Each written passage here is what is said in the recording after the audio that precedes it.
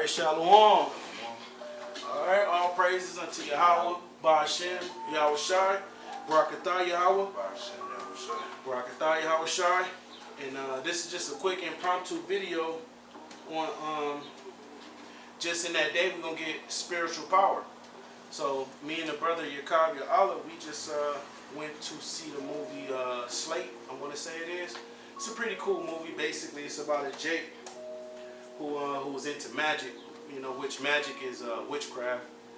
But you know, he devised a instrument in which allowed him to do his you know, magic tricks. But basically, you know, through us watching it with a spiritual eye, it was more of him having spiritual power, because towards the end, you know, he like reconfigured his makeshift device to where it can you know, the power will be greater. So he used like 2 car batteries. He put it in his backpack, and then he had this device in his arm, and it had a cord, and then like his thumb was the negative and it was the positive. And basically, you know, we don't want to get the story away, but basically at the end he just destroyed his enemy. So you know, just with us watching it with a spiritual eye, you know, we're like, you know what, in that day, you know what I mean, when the Most High lift up that standard, you know, he's going to give his elect men that spiritual power to fight and go against the wicked of this earth, which is Esau, which is the white man, which is the devil. Alright? And against all his military might, his helicopters, his army tanks, his gird troops, and so on and so forth. So, you know, this is a little bit of an impromptu. So we got a few scriptures, so we just gonna go into it. Basically, we're gonna touch on King David and his mighty men. You know, we're gonna touch in on, you know, some of the things that they did, just to put brothers in remembrance of the things that we did in our past lives. Because, you know, we believe in reincarnations. The scriptures speak of reincarnation a multitude of times. So we're gonna start off with Amos 9 and 11. All right, it says, "In that day will I raise up the tabernacle of David." So in that day, when the scriptures is talking about in that day, they talking about the second coming of our Lord Yahweh Shai, who the world ignorantly calls Jesus Christ. All right. So in that day, read, "That is fallen, and close up the breaches thereof." Somebody start from the top. On top, it says, "In that day will I raise up the tabernacle of David." Yeah, the tabernacle of David, because the Lord said that in that day, that you know, the tabernacle of David, which tabernacle means house. So the house of David, you know what I mean, which is the warriors, you know what I mean, which is the men that's gonna break through our enemies, and break through meaning destroy. So Here you go. yeah, It says, "That is fallen." that is fallen, because we're fallen. You know what I mean? We're not as strong as we used to be.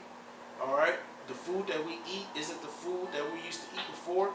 We didn't eat 3 and 4 times a day like we do in this kingdom, because eating 3 and 4 times a day, that goes back to the Roman pagan customs, where you got to eat breakfast, lunch, and dinner.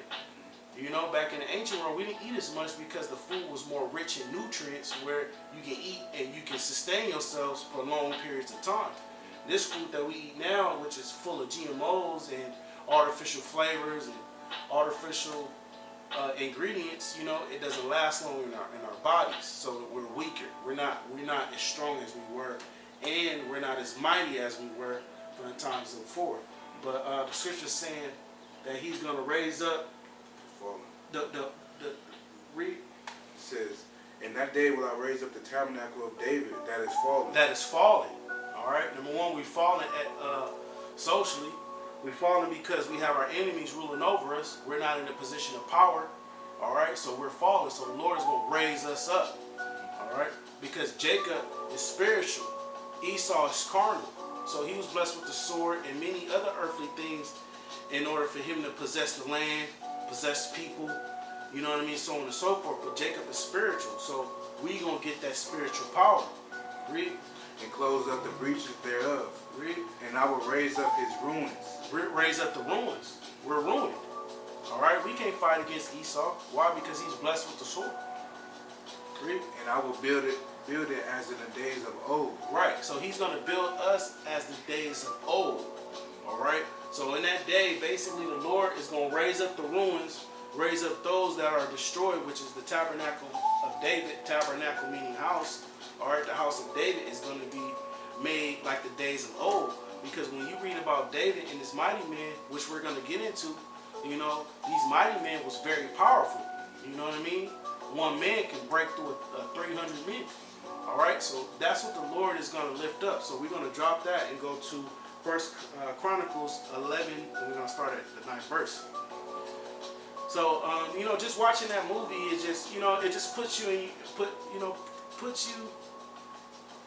in a situation where you're like, you know what, I can't wait to get that spiritual power until the Lord lift up that standard, because not only are we going to have physical power in order to destroy stuff and manipulate the elements, man, we're going to be able to mind read like Yahushua did.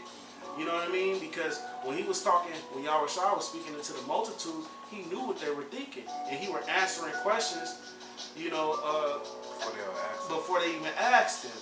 And what did Yahushua say? He said, just roughly paraphrasing, he said, like, I know your thoughts. Or something like that. Yeah. But he also said the servant is no greater than the master, just paraphrasing, and that the works that you see, you shall do greater. You know, Philip, when he was talking to that man in Acts, that's funny, we were just talking about it earlier, when he came up to him and was like, you know, understand what thou readest, he got out and broke bread by the waters. After he broke bread with him, he vanished and went somewhere else speaking. So that's teleportation. So we're going to be able to do that as well. So let's get First Chronicles 9. 11 and 9. 11 and 9. God, this is First Chronicles 11 and 9. It says, so David waxed greater and greater. Right. So when you read the accounts of Saul, you know, Israel wanted a king, wanted someone to reign over them. So at the time, Saul was, you know, reigning, and then basically, you know, Samuel, which goes back to the Hebrew word Shamu'ala, which Sham means name, Ya'ala he, and then Yah, Sham is name, all right. Yah is he, Allah is power. So the name, what is it? Name, basically. Name, no, he just basically a name of power. Yeah. All right. So basically, you know, Samuel went and the Lord sent, you know, Samuel to look for the next king. You know, amongst David's brothers, it was men with muscles on muscles, great continents. So, you know, Samuel picked David. David, you know, was the apple of the Lord's eye, and basically, you know, the Lord was dealing with him, so on and so forth. King Goliath. He slew King Goliath. Then, you know, he found liking in Saul's eye in the kingdom, but one of Saul's wives came up against David and tried to say like he tried to sleep with him, so, you know, Saul was evil against him. But long story short, David, you know, basically got in a position of power. Read. For Yahweh of armies was with him.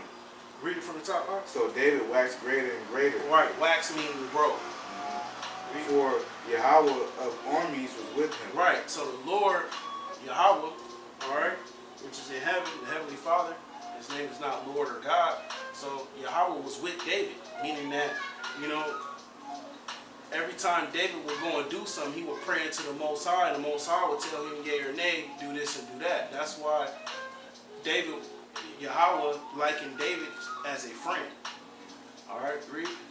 This is verse 10. It says, these also are the chief of the mighty men whom David had. Right, so the scriptures is going to go into depth of the mighty men that David had. All right, read. Who strengthened themselves with him in his kingdom, Read. and with all Israel to make him king, according to the word of Yahweh concerning Israel. And this is the number of the mighty men whom David had, Jashobeam and Hashmonite, the chief of the captains. He lifted up his spirit against 300 slain by him at one time. So this man, all right, what's his name again? Jashobeam. Jashabeam, all right, he went against one. He was one man, and he went against 300 and slew him at one time. All right, one time. All right, this is one of David's mighty men. Read. And after him was Eleazar, the son of Dodo, the Ahohites, who was one of the three mighties. All right, so one of the three mighty. So David had a large army, and within his large army he had 30 mighty men. All right, and within the 30 mighty men he had 3 mightier men, and out of the 3 mightier men he had 1 elite mighty man, and then David was over them. So we just read on one account that one man went through 300 by himself and slew him at one time.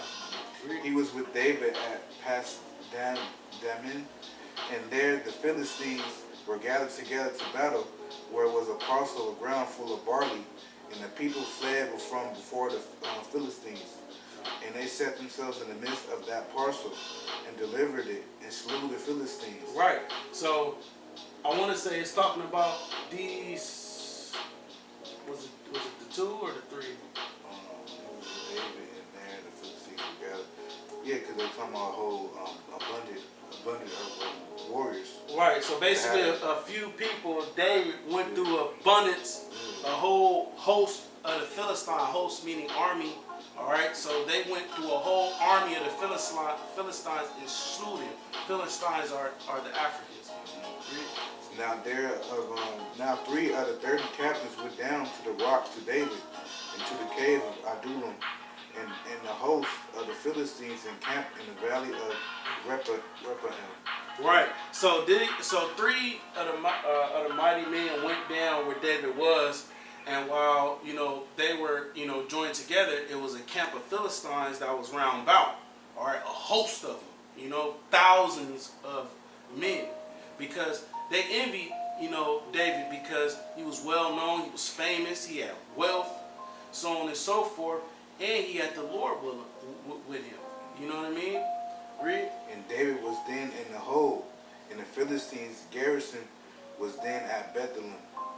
Then David longed and said, "Oh, that one would give me drink of the water of the well of Bethlehem, that is at the gate, and that thee break through the host armies of the Philistines." Right. It says the who? And the thee. Where it says? Oh, and the 3. I'm sorry, Salaki. And the 3 break through the host of Philistines. So 3 of David's mighty men broke through the host meaning armies. 3 of David's men broke through the armies of the Philistines. 3 of them. 3 against the army. All right. When you think about army, you thinking about multitudes, thousands of men. All right. Read. And drew water out the well of Bethlehem. So the 3 men destroyed the army of the Philistines and got that water David asked for. All right. Read. It says that was by the gate, and took it and brought it to David, but David would not drink it, but poured it out to Yahweh. Right, and that's another custom that Jake in the hood do. Although he do it, wicked. Jake pour out drink, liquor or strong drink out on the ground. So David did the same thing. He poured it out on the ground for Yahweh. All right, which Jake in the hood, he said, "I'll pour this out for the dead homies." Yeah. You know what I mean? So basically, 3 mighty men broke through an army of the Philistines, went and drew water and brought it back to David. So mind you, they had to have infinite strength. All right, they were not fatigued. Okay, they had spiritual power. All right, you're not breaking through a host of men, an army of men without spiritual power.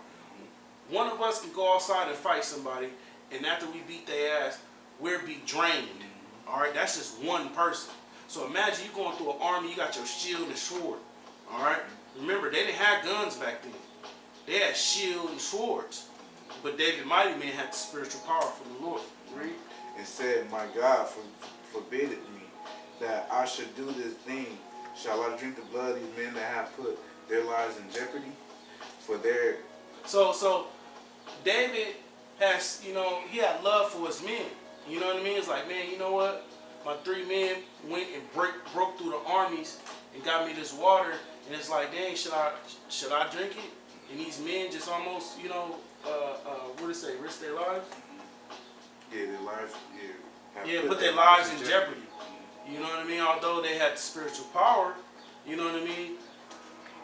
David, he was more like into his men. You know what I mean? Like, man, I ain't gonna do this. You know what I mean? We read. For with the jeopardy of their lives they brought it. Therefore he would not drink it. These things did these three mightiest. Yeah, so these things did these three mightiest. Alright? Brothers gotta understand and hear what the scriptures are saying. 3 men did this. Broke through an army. Read. And Abishai, the brother of Joab, he was the chief of the 3. So Abishai was chief. Chief meaning the top, the elite. So he was chief of the 3. Read. For lifting up his spear against 300, he slew them and had a name among the 3. Right. So he lifted up his name and said, lift up his among the 3. Yeah, lifted up his name among the 3 and slew 300.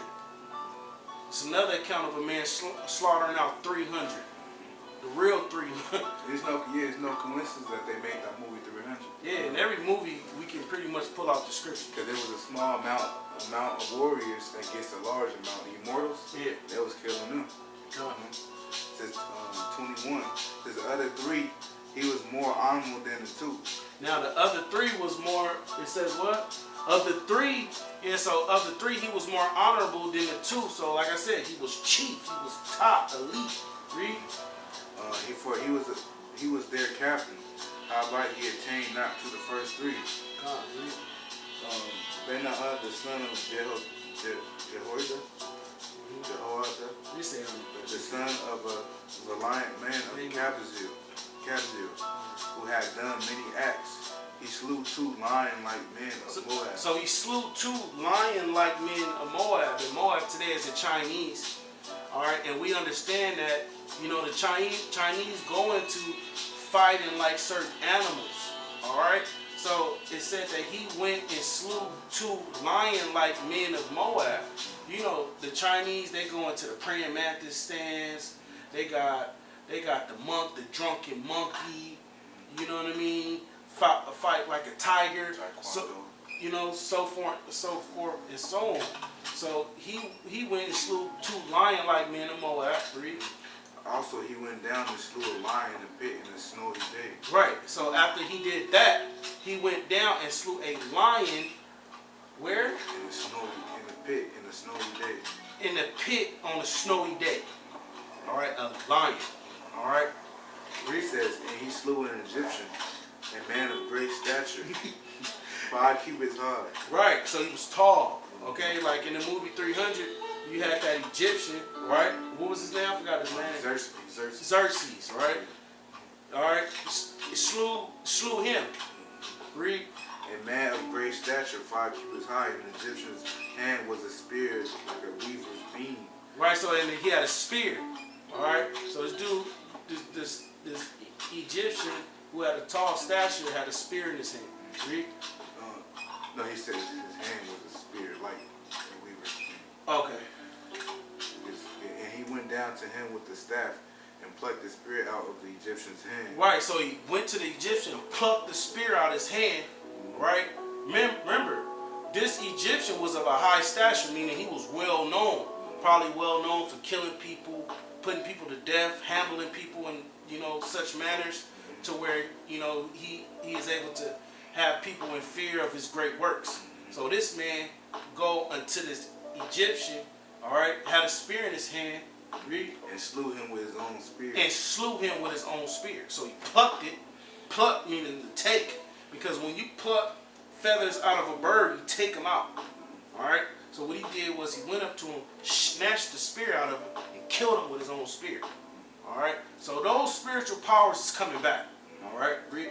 These things did Benaiah the son of Jehoiada, and had the name among the 3 mighties. Behold, he was honorable among the 30, but attained not to the first 3. Right. So this man who did all this, all right, killing 2 lion-like men of Moab, slaughtering out a lion, all right, on a snowy day, and going up into the Egyptian of a high stature, plucking out his spear and killing him with his own spear, the scripture just said he wasn't even amongst the top 3. So he was just a part of David's army. All right. So we done with that? 25. And David set him over his guard. Right. So David set him over his guards. So basically, we just read several accounts of David's mighty men having great spiritual power in order to, do whatever they need to do. So when we just read in Amos 9 and 11, when the Lord said he's going to rise up the tabernacle of David, which is his men, in that day, we're going to be able to do stuff like this and probably even greater, because now in these times the technology is greater. The weaponry is different. All right?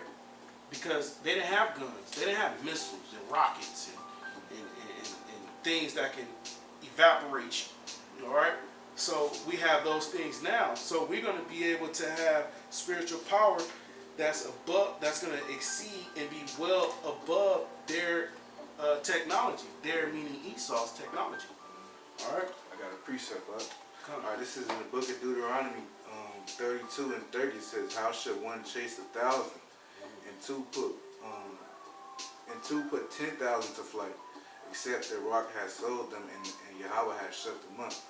So one man gonna chase 1,000, two men gonna chase 2,000. 10,000. So that's just beautiful. Yeah, beautiful, man. All right. So we're gonna go to Psalms 18 and 28. Now this is a psalm of David. Basically just giving the Lord thanks. You know what I mean, for avenging him of his enemies. All right, we're gonna start at the 28th verse. All right. 28. Yeah. 18 and 28. Yeah. All right, this is Psalms 18 and 28. It says, "For thou wilt light my candle, Yahweh my power will light my darkness. For by thee Wait, start that over, right? For thou wilt light my candle." Light my candle, meaning give me knowledge. Give me this wisdom and understanding. "The Lord my God will light my darkness." Right, meaning increase his knowledge and wisdom and understanding. Because we know the light represents the knowledge, wisdom, and understanding. And darkness meaning you void of that light. Being basically opposite. Meaning you stupid, you unawares, you simple. All right, sadists, so on and so forth. Read. It says, "For by thee I have run through a troop." Yeah, see, for by thee I ran through a troop. Now a troop is a host of men. All right, that's trying to come against you. All right, a troop could be 100 people. So read. "And by my God have I leaped over a wall." Right, and we're not talking about no little bitty fence. All right. Got the hood ass niggas be hopping. Right. You got Jake in the hood that's loaded up on a couple of beers that can hit a fence. So, and if David is able to go run through a troop, and he said, read that again. For by thee I have run through a troop, and by the Most High have I leaped over a wall. I leaped over a wall. That wall is talking about a building, because in ancient Israel, all right, in the city you had a wall that surrounded the city, and there was only one entrance into the city. And at that entrance, you had the noblemen that would come and check you and say, hey, who you with? Who you coming for? Blah, blah, blah. All right, I'm coming here to buy and sell, blah, blah, blah, blah, blah. So they had walls to protect the city. All right. So David, King David, which is Malak in the Hebrew, Malak Dawadah, which is King David, he was able to jump over walls. Like I said, these ain't no little bitty ass hood fences. Read. As for the Most High, his way is perfect. Yeah, as for the Most High, his ways are perfect. It says, the word of the Lord is tried. He is a buckler to all those that trust in him. Right, a buckler is a shield. Alright, so when you watch the movies like 300 and they had that thing right there, that's a buckler, a protection. And that's what Yahweh is to us. He's our protection. Alright, read. For who is the Most High, save the Lord? Or who is a rock saved by power? It is the Most High that girdeth me with strength. Right, it is the Most High that girdeth me with strength. Okay, because we know Esau is blessed with the sword. We know we stronger than Esau without the sword, but guess what? We not out here finna go and take the kingdom without the Lord. We need the Lord to help us. The Lord is going to avenge us. All right? He's going to put the spiritual power on us to take our kingdom back. Take, not give. All right? Take. All right. They did to our kingdom. Yeah, they took our kingdom, so we're going to take theirs. But it's going to be a great deliverance. Double. It says, and maketh my way perfect. God. He maketh my feet like hens' feet, and setteth me unto my high places. He teaches my hands to war. Teaches my hands to war. All right. So that so the Most High is gonna teach us. He gonna give us the blueprints. You know. Read. So that a bow of steel is broken by my arm. Right. So read that again. So a bow of steel is broken by my arm.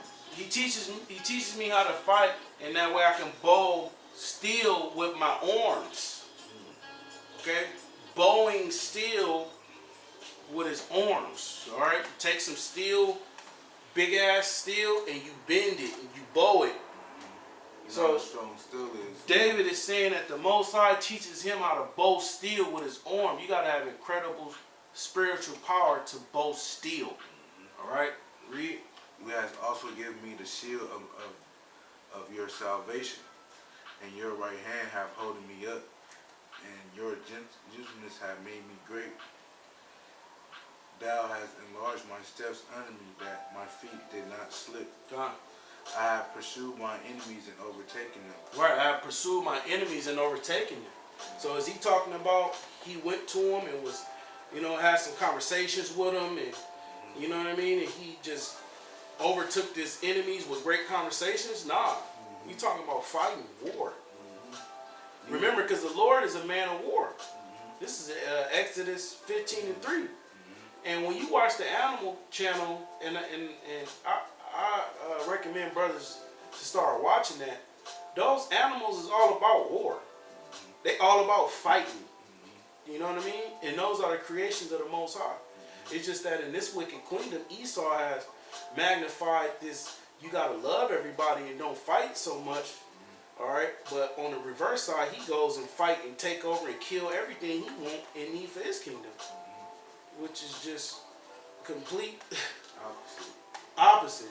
Read. It says, and overtaking them, neither did I turn again until they were consumed. Right. So David destroyed his enemies and didn't turn away until they was consumed, meaning they was all destroyed.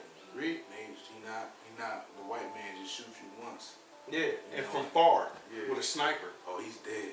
He making sure he's dead. So that I have wounded them that they were not able to rise. Right. They are fallen under my feet. For well, the Lord said that He's gonna have your enemies trodden down underfoot. All right. So we're gonna destroy them till we walking over them with our feet. Read. For thou hast girded me with strength unto the battle. Thou hast girded me with strength, and that's what the whole lesson is about. The Most High will gird us with strength in that day. And that's the name of the video too. The Most High will gird us with strength in that day. So basically, He did that for David. And we already know that the Most High changed not. You know what I mean? So that standard is going to be lifted up once again. Read. Thou hast subdued unto me those that rose up against me. Right. And who rose up against us? Esau, the so-called white man, the devil, the